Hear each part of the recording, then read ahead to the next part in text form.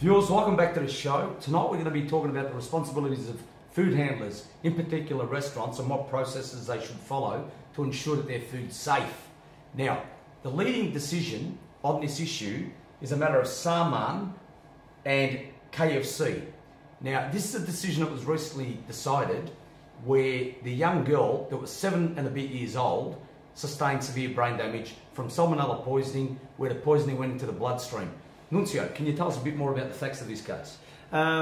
Basically, this poor girl went to KFC with, I think, 3 or 4 members of her family, had a twister, which is one of those sort of chicken wraps, and their allegation, as per the case, is that she contracted salmonella poisoning as a result of that twister, and said suffered serious brain damage to the point now she's basically needs care for the rest of her life, and the damages on the actual judgment has been agreed at 8.3 million if it's proven that KFC are liable. So it's a sad case. Is a twister like a souvlaki where they chop up the strips of meat and Exactly. what do they put in there? I'm no expert as to a twister, Tony. However, Souvlaki's I'm an expert in souvlaki. However, it's chopped up chickens that are fried and In thin strips? In thin strips, and this evidence was all given in the actual hearing, Tony, as to the processes that Kentucky Fried Chicken take in the processing of their food, and it's clear that the KFC have got these clear regulations and clear processes in how the food is cooked, how it's stored, the timing of the food. However, the judge found in this case, Tony, that as a result of the lack in the processes. Well, they strayed from their processes / protocols. Exactly. Now, this was a heavily contested case, wasn't it? Oh, look, very much so. This went for nearly 30 days in court, Tony. Massive case. There was an enormous amount of scientific evidence by experts in this. Exactly. The incubation period for the salmonella and things like that. But Nuncio, what about some of the things that weighed heavily against KFC in this case? The practice of the young kids working out the back cooking the chickens. Yeah, look, it's interesting. I think they had evidence from the plaintiff called basically everybody who's worked at that KFC store. I think it was in Kingsville or Villawood, yeah, and led evidence as to their practices. Now, there was no issue about the actual cooking of the chicken because it's all automated. They found that it was cooked at the right temperature and it wasn't undercooked or overcooked. But as per their actual practices, that's what there was a concern, as in there's allegations that they throw food around, it goes on the ground, they still pick it up and serve it to the to patrons.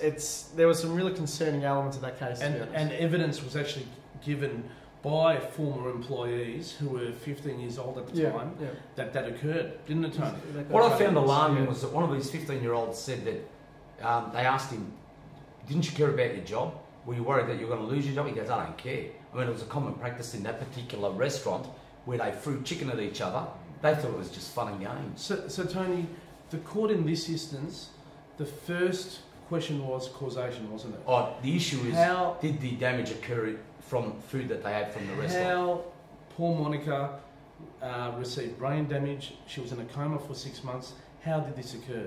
Now, so the plaintiff, her lawyers, have to prove on the balance of probabilities that as a result of the salmonella poisoning she received from KFC eating the chicken wrap, she's received this damage. That's exactly tough case. Of course. Well, I'm not saying there was a lot of issues about where was the food purchased. Yeah, look, there was no records. Yeah, and look, it's funny. The KFC had no records of the actual purchase, and I think they said that only one twist had been purchased on that day. It went to basically, I suppose, their lack of processes at that KFC restaurant. But the big issue in this case was also you had to identify what Monica and the family ate in 72 hours before the actual accident. And look, I can't recall what I ate yesterday, but they had to recall what they ate, ate 4 or 5 years ago. In 2005. Yeah, and this was over a weekend in 2005. And the evidence, I mean, it's a 69-page judgment, Tony, so it's a pretty long judgment. And the evidence actually transcribes exactly what each family member ate over the last 3 days before the poisoning.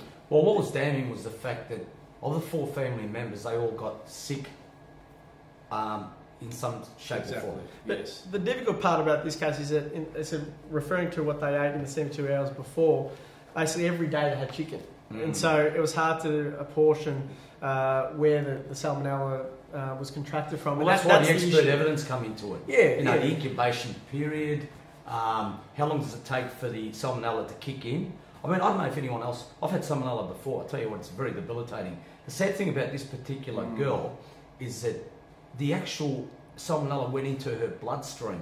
Into her brain. And then travelled to her brain. Yeah. Now, it's rare, but as the law says, you take your victim as you find them. The eggshell skull principle. So just because it affected her more than everyone else, it's just bad luck of the... Tony, going back to the evidence regarding the former employees throwing chicken strips around in the kitchen.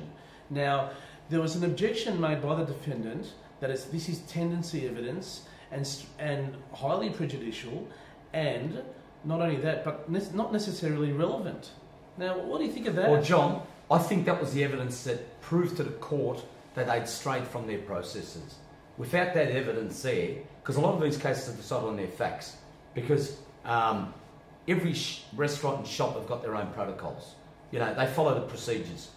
This is how you store your food. This is how you cook your food. This is the time you spend cooking it. Now, personally, if I was a judge, the evidence of these kids, I call them kids because they're under 18, throwing strips of meat around, I think that was pretty damning, which went to show that they didn't follow their processes. It's the type of environment they're working in. Yes. But is it strictly relevant to this particular I think it is, John. Look, I think it's highly relevant because it goes to it. You would say that that'll be a major appeal point.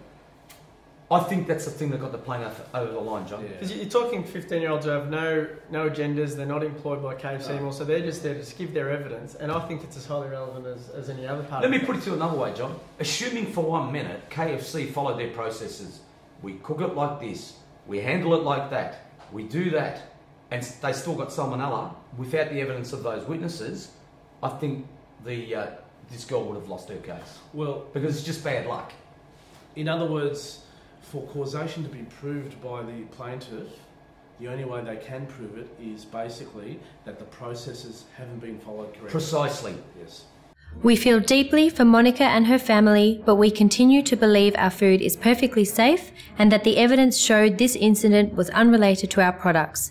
That's why we've taken the difficult decision to appeal Justice Rothman's decision. In more than 50 years of operations in Australia, KFC has no recorded instances of anyone other than the Saman family contracting a serious illness as a result of eating our food. Viewers, we're going to go to a break. After the break, we're going to go to 2 cases involving the handling of oysters and prawns, shellfish. So stay tuned.